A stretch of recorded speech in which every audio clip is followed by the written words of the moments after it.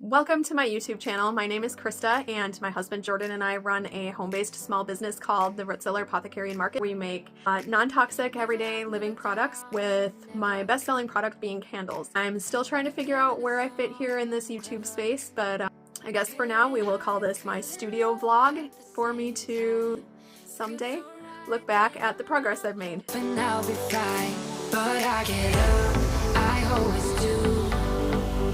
I never think, I always do.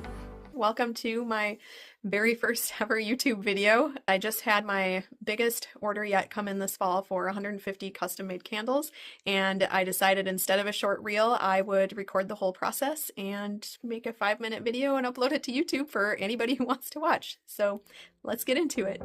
Let's go make 150 candles.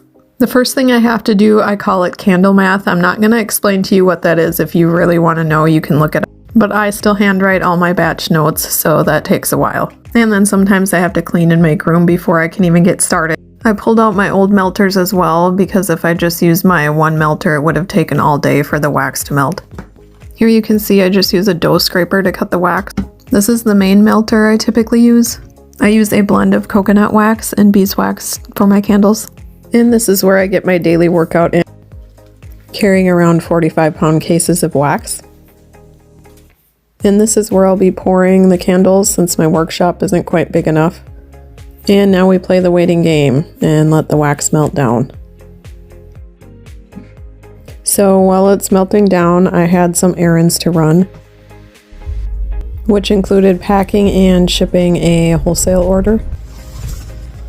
So I just take it to a local UPS pickup point. And this is probably my least favorite part, taking out all the jars and inspecting them, looking for broken ones, and also going through and cleaning every single one.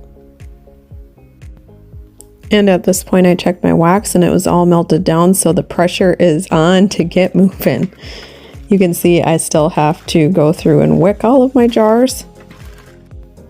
When I started out, I didn't use a wick centering tool. I just kind of eyeballed it, but I got this wick setter from Norden Candle Supply very early on in my candle making career, and there's no going back now.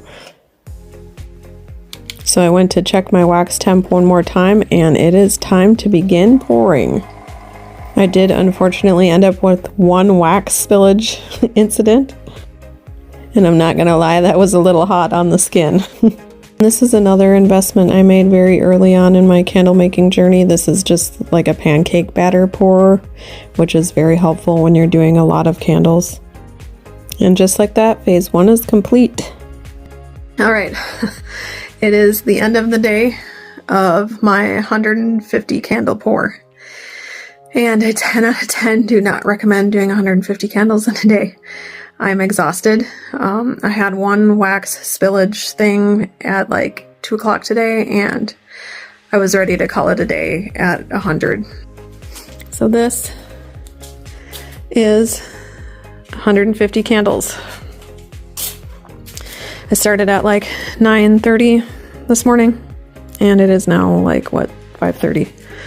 So full day, just strictly doing this. I forced myself to eat lunch at one point and go clean the wax off my hands and arms. Otherwise, I probably would have kept working with it. So this here is the next day. I've let the candles completely cool, and I go through and poke holes in every single one of them. This is to find potential sinkholes that could affect the way the candles burn. And then I just hit them with a heat gun until the holes fill in. Is it time consuming? Yes, but it is worth it to me to have happy customers. And then I have to go through and trim all the wicks. Then it's time to go through and put all the caps on. And warning labels on the bottom and the labels on the front. This project was for a speakeasy themed company party, so we did 3 different scents. So we called them Gatsby, Velvet Rose, and Speakeasy. And thank you again so much, Conic, for placing an order with our small business.